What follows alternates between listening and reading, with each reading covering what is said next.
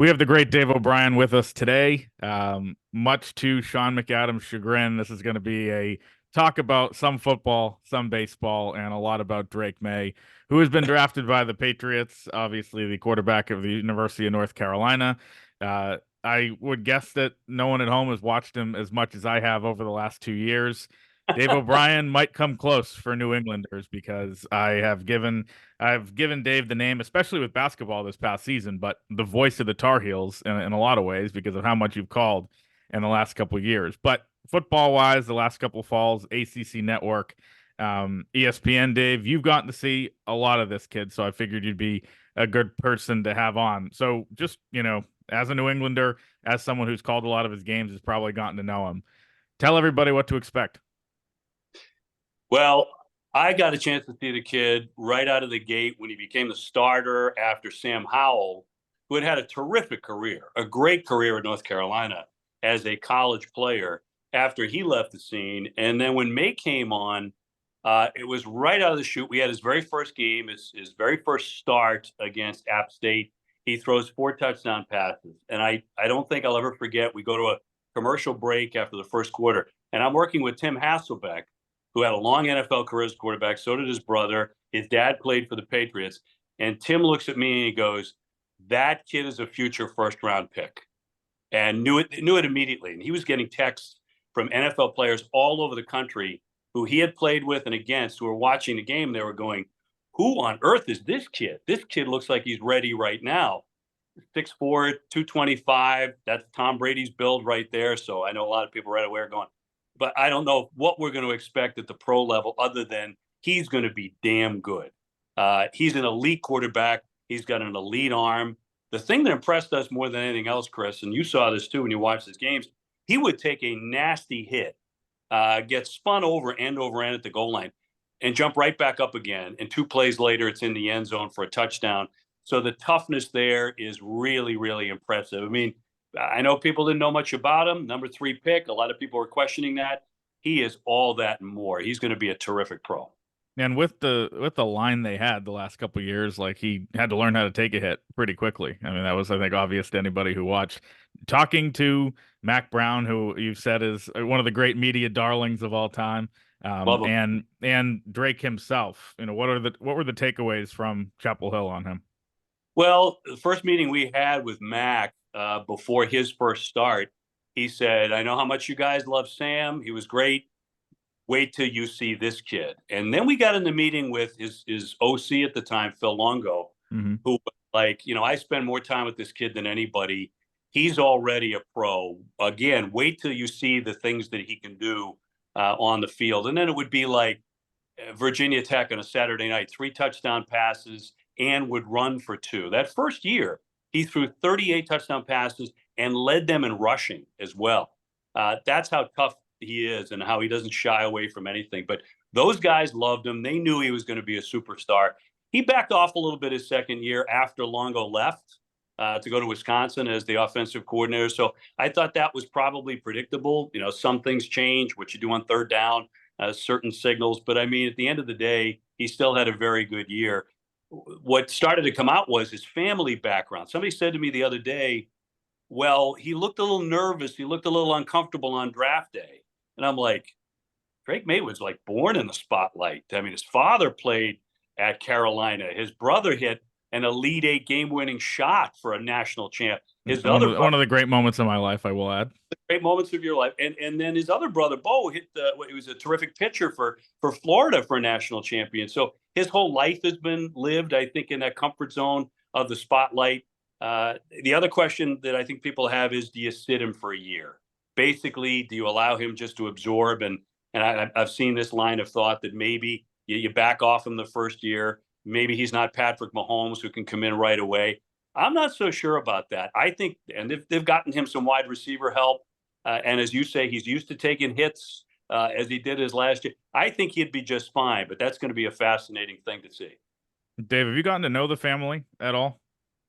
They're around. They've been around quite a bit. Mm-hmm. We always had them on camera. They're the nicest people in the world. His brothers are, I mean, they'll bust him. They're great. They're hilarious. And he's got a great relationship with them. I think it's a wonderful family, but they're so used to being famous, they don't act like they're famous. They're a very humble group of people. I think New Englanders are going to Patriots fans are going to adore this kid. Hey, Dave, I'll just jump in here. Is that all right, Chris? Yeah, of course. It's funny when you mentioned the toughness. It's one of the things that Drake Maye brought up right after they drafted him. He said his wow moment or his aha moment was basically what you described, seeing him get crushed and then bounce right back up. So that part of that impressed the Patriots, along with all the traits he had. Do you feel, obviously you talked about the change in the offensive coordinators from Longo to Lindsay, but do you also think that that second year might have been trying to do too much to make up for what he didn't have on the field in terms of weapons? Yeah, I think very much. And it has such a spectacular start. ACC Player of the Year. There wasn't anything he couldn't do. And that second year, I think he did put that. And that leads credence, Karen, to I think the idea that it wouldn't be the worst thing in the world to back off the kid for a year, let him have a headset on and just watch, particularly if the Patriots are not going to compete, and just allow the kid to grow into that role of take the pressure off him. Because my interpretation of him is he may not show it, but he puts a lot of it on his own back. And I think that probably did happen in his second year to a large degree. What do you like best about him? I mean, you mentioned a bunch of things, but if you had to say one thing, what would it be? He knows how to win. He knows how to get a team into the end zone. And I think I know there's been talk about, his reads, and Belichick's talked about that. I think he has tremendous football intelligence. And the coaches said this, Mayo and others said when they met with him individually, one by one, that's what really popped. The kid thinks football.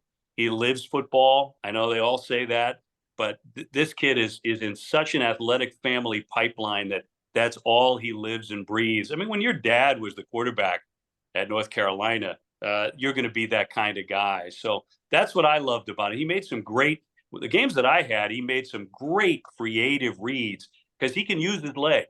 He can get out of a tight spot. He can run. He can fire on the run. I think he's a very highly intelligent guy. And he can throw lefty too, as we saw. Throw left. So when you're ambidextrous, I mean, just switch over and go that way. Mm-hmm. Well, one other thing I wanted to ask you about, I was told this by a former throwing coach of his who no longer works with him, but he sees in terms of being a leader, he kind of described Drake as like a Jedi or somebody when he gets on the team bus and they head somewhere, the other guys on the bus have a sense of confidence because he's with them or he's on the bus. And do you get that same sense of players having confidence because he's at the helm? I think it's a very real thing you've covered so many athletes, elite guys, men and women who, it emanates from them. And, Montana had that, obviously Tom Brady had it in spades. Mahomes had, a lot of great quarterbacks have had it. But it's not just them. For me, it's point guards. It's also David Ortiz, guys who perform in the clutch like that. I definitely think he's one of those guys. He's got a goofy part to him too, which I think appeals to other players as well. That goofball thing, a bit of a wise ass, and yeah, he's humble, but he's got that going for him too, because he's one of many brothers in his family. And I think that, I knew that happened with me and all my brothers too. So none of us could throw lefty and righty at the same time, though. That was the difference. Yeah, he kind of reminded me of Gronk a little bit. Yeah. with the brothers and the kind of the goofiness and Totally. playfulness. Totally. And, you covered him. And I think there's actually a lot of that with him that's going to play really well. There was a shyness with Mac, maybe not as much on the football field, but I don't think you have that issue with with May at all. I think he's all in. Well, Gronk didn't go to the Harvard of the South, Karen, so there's at least an upgrade to go there. Last thing on May before we turn to the Red Sox and wake Sean McAdam up over there, who has been silent for the first 12 minutes of the pod. I have some Drake questions. Do you? All right. Well, Yeah. let me go ahead. Why don't you jump in now? Yeah, Dave, obviously the quarterback of the Patriots is going to be the face of the franchise. And, there are not only going to be comparisons to Mac Jones, but going back 2 quarterbacks in franchise history to the best who ever did it. So what will May be like as a face of the franchise, as a guy that is going to be asked to speak all the time, represent the team on radio, TV, the whole thing? How will he handle that assignment, the off the field stuff, the face of the franchise? Yeah, it's such a real thing too, as we all know, Sean. I think he's going to do it very comfortably, much more comfortably than Mac Jones.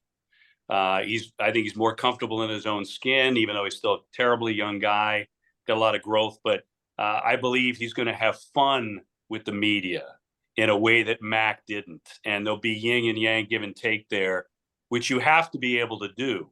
You have to be self-effacing. You better blame yourself when things go wrong. You better be the first guy to do that. We all know that in our sports community. I think he's been raised right and will say and do all. I'd be shocked if he had a misstep along the way where he said something stupid, said something controversial.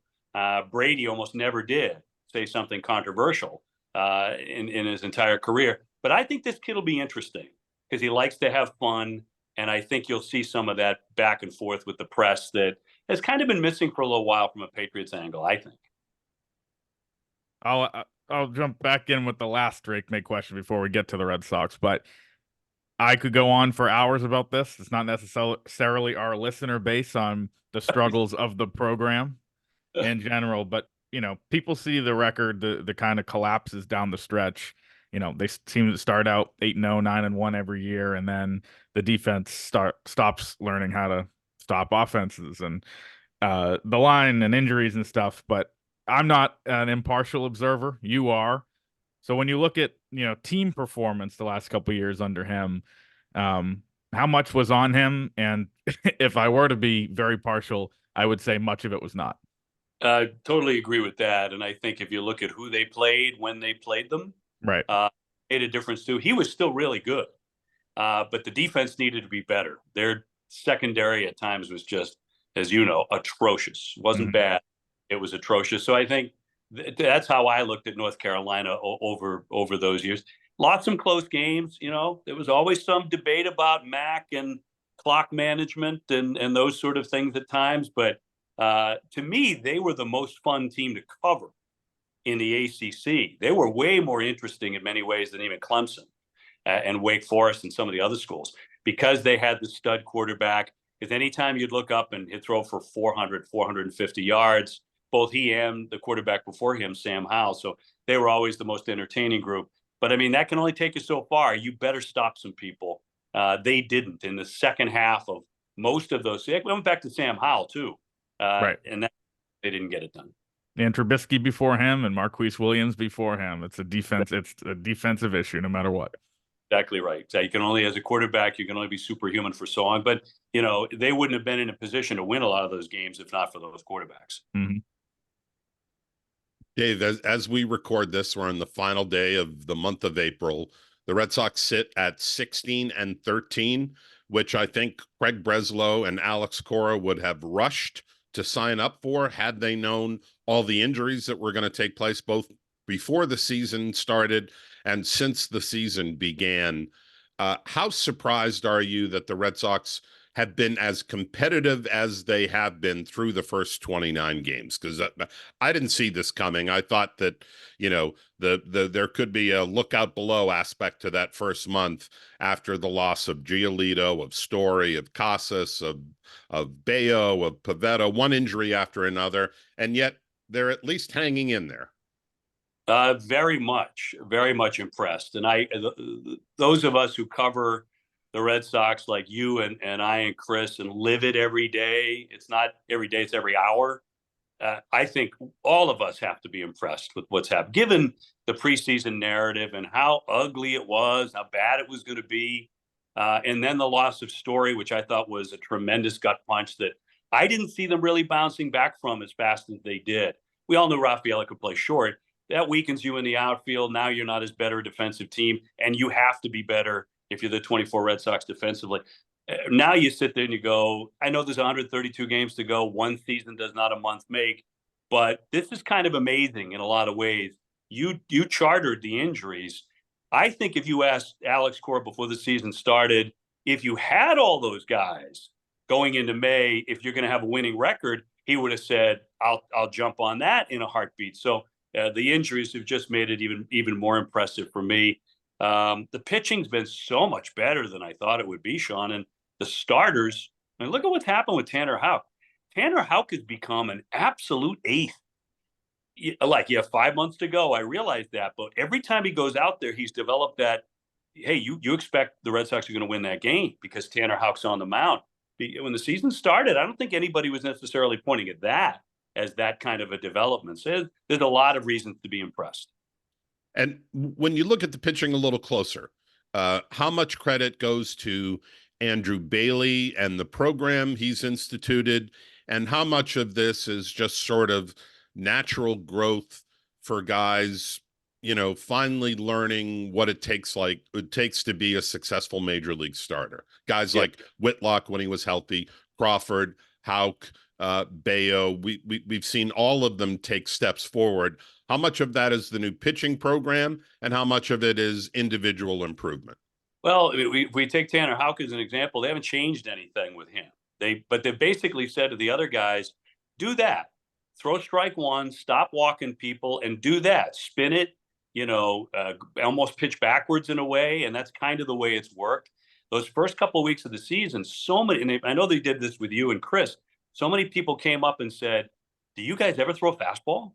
Do the Red Sox ever throw anything straight anymore? And so that was like, that's all Andrew Bailey, that part of it. But the other part, we knew Cutter Crawford could really pitch. We knew that Tanner Houck was a Chris Sale type from the other side. We knew that Bayo had there was a lot of reason to be hopeful whenever it kicked in. But the fact that it's all happened right now, that has to have a lot to do with Andrew Bailey. I always believe, and I'll bet you do, pitching coaches, hitting coaches get too much blame, they get too much credit. That's the nature of the beast in baseball. So in the end, it comes down to the guys throwing it. But they bought in. They bought into the whole light, and they bought into the idea that, hey, the first couple of weeks of the season, 5 innings, 4 2/3, that's all I'm going to be needed for at this point. I think they've done a really good job, and Cora has a lot to do with this, managing those guys in this first month.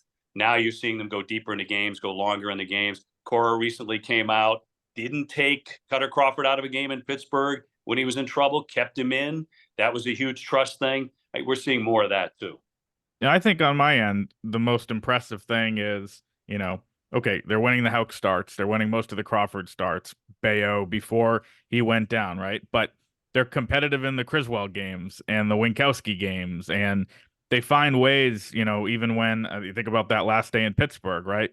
The lineup is a AAA lineup. Rob Refsnyder's the most expensive player on the field that day. Out of the 15, he's making $1,850,000. And like to win some of those games, I think that's a credit to, this team wouldn't have won those types of games in the last few years. I don't know if that's a culture change, if that's Cora, but that to me has been even almost more impressive than seeing how Cutter some of these other guys break out. Yeah, I think because they're a far more athletic team, and just to play like Sunday night, Jaron Duran scoring on a little blooper that Dansby Swanson does. I mean, if that's another guy, another year, maybe you don't win that game at that moment. But they've got quickness, they've got athleticism. They can win games by stealing a run or two because they're faster, they're better on the bases. I mean, they still make a lot of base running mistakes for my money that need to be up. But I think some of that is a product of, hey, we're super aggressive, we're uber aggressive because we can do that. To me, that makes them a more watchable Red Sox team and a more fun Red Sox team than we've seen in 3 of the last 4 years. Position player wise, who has impressed you the most? I think there might be an obvious answer here in right field, but to you, who has been the most impressive? Well, I mean, yeah, I mean, I would say O'Neal's been incredible, and O'Neal's headed for the All-Star game. If he's on a pace to hit 50, whatever. We knew he was kind of perfect for this. You know, the other guy who plays a lot of right field, Wilyer Abreu, Right. is impressed the heck out of me because he's a way better defender than I thought he was. We knew he had an arm, but he's a way better defender, and obviously he's hitting the heck out of the ball. But those two guys, for me, have really stood out as a reason to come to the ballpark. No one would have said that on opening day that, hey, come watch Wilyer Abreu. But that guy has performed way superior than I thought he would. Dave, it's probably not sustainable to have that rotation have a 2.08 ERA for much longer. Maybe they're going to be good all season. I don't think they're going to be this level good for 6 months. So the question is, if they have to get by with pitching and athleticism, can they score enough runs to continue to win more games than they lose? Yeah, especially given the injuries and the loss of Story for the year and the loss of Casas for what's going to be at least a couple of months. Right. That's a great question, and it comes down to, and for me, it comes down to, can they continue to hit some home runs? They've shown more pop than many predicted. A lot of times the bases have been empty. They lead the world in solo home. Now starting to hit some home runs with guys on base. But I think if they can continue to do that, and a lot of that is Devers getting healthy and being healthy again. O'Neal's having a spectacular season, but they need to show that up and down the lineup. Maybe Yoshida is another guy and that's been an interesting one. You guys have covered it. We have covered it. Like, not exactly sure what's going on with that. And okay, defensively, we knew he couldn't play out there, but he better swing the bat. Otherwise, that's a bust of a deal. But shouldn't he be able to hit you 20 home runs as well, and some other guys in that lineup? So to me, that's what it comes down to. If they can show some power, continue to do that, yeah, they can outslug some teams on occasion and win some games they would have lost a year ago. The Alex Cora question, I think, lingers still, and I give him credit for the way he's managed these first few weeks. No Story, no Giolito, Devers missing half the games, all the things we've covered. You're around it as much as we are, and even more being on the planes and the hotels, everything. Are you under the impression this is Alex's last year here? Well, he's not signed. There's no conversation that I can tell about him signing for next year. So if I were a betting man right now, if I had to bet the mortgage, I would say the Boston Red Sox are managed by somebody else next year, because that's Alex Cora and because he's going to have a slew of bidders. And there are going to be some organizations that a year from now are willing to spend a lot of money to win a championship. And there are general managers like Dave Dombrowski out there that if they fall short this year, they're going to be looking at Alex Cora and saying, okay, come on to Philadelphia or whatnot. There's been a lot of talk about the Dodgers, and if they fail, I'd have a hard time believing that, given the history there between those organizations and Alex and their organization. But I think at the end of the day, the longer it goes, Chris, that he doesn't have a meaningful conversation with Craig Breslow about a new contract, the more likely it is that Alex Cora is going to be elsewhere next year. Yeah. Dave, how different is your job as the play-by-play guy for the team's regional sports network compared to when you first came in? And look, you've been doing TV for the Marlins, the Mets, a bunch of teams. What's different about the job in the industry in 2024 from when you started, or even when you came to Boston or began as NESN's play-by-play guy? It is different, Sean, in a lot of ways, in that, for example, a lot of our crew doesn't travel anymore. Our producer and the graphics coordinator and the people inside the studio in the truck don't travel with us anymore. So that's different. Sometimes we'll use cameras, shots from other crews, from road crews, from those teams. So that's different. Certainly, everything else is pretty much the same, although the technology has changed quite a bit, and obviously keeping up with rules changes and all of that. There's a lot more complexity in the show in a shorter period of time, because the games are now only 2.5 hours. And I think the rhythm of the game has sped up gratefully. I'm tremendously happy with that, as most play-by-play and analysts are. The games are so much quicker, but that means you've got to crunch a lot more in there in a very short period of time, and hope that you're not oversaturating your audience as well. That's always difficult to determine, I think. So there are some major changes. There's some subtle changes. Last one for you, because I know you have to get to the ballpark as we record this on a Tuesday afternoon. So do we. How much more comfortable are you with this rotating cast of analysts? Now that they're no longer in their first year, and they're doing it, in some cases for the second year, in some cases for the third, and getting more reps under them, whether it be Middlebrooks or Euclid or Lou or whoever it is. Well, I think they're all really good. They all come at it from a very different perspective sometimes. Sometimes one analyst will do it from a pitching perspective, like on a double play ball that gets muffed, and somebody else, the next guy in 3 days later, same kind of play, might come at it from the second baseman's point of view. So I enjoy that part of it. I get to know them as the season goes on, personally and professionally. That first year was a lot of new faces. Now I feel really comfortable with all of those guys. But, I'm a big one, and have been in the past, for I love to have a partner, and I'd love to be able to do a whole season that way. But this is interesting. It's kept me interested in those guys, because they all have different personalities, and they can bring different things to the table. So that part of it's been challenging, but it's been a lot of fun at the same time. I learned something from every one of them every night. That's my goal going into the broadcast. Teach me something that I never knew before. It might just be a nuance on, where this guy's holding his hands, or, how you hold this runner at first base in the 8th inning.